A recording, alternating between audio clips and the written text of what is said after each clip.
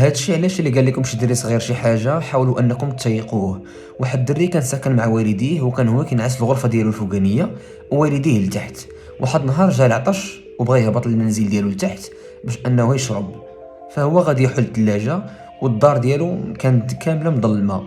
فهو غادي يحل الثلاجه، وملي غادي يحل الثلاجه الضوء ديال الثلاجه غادي يسطع بواحد الشكل كبير بزاف، وغادي يبان ليه واحد الراجل اللي مقابل معاه وكيشوف فيه وكيضحك. الدري غادي يتخلع بواحد الشكل كبير بزاف وغادي يمشي يجري للبيت ديال والديه وغيقولها ليهم، ولكن ما غاديش يتيقوه وغيقولوا ليه سير راك غير كتضحك. الدري غيمشي للغرفه ديالو، ولكن هذا الامر غادي يتكرر معاه بزاف ديال المرات. الا واحد النهار غادي يكون ناعس في الغرفه ديالو وغادي يحل عينيه وغادي يلقى في السقف جوج عينين كبار كيشوفوا فيه وكيبتسموا. الدري غادي يغوت بواحد الشكل كبير بزاف وغادي يمشي يقولها لوالديه.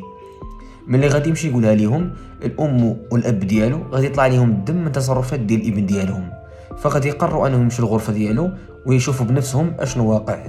ولكن المفاجاه انهم غادي يلقاو واحد الجثه ديال واحد الشخص اللي ميت ومده هو ساكن في غرفه ديال الابره ديالهم. الا كان كيعجبكم بحال هاد القصص هادو ما تنساوش لايك الفيديو وتخبروني في التعليقات.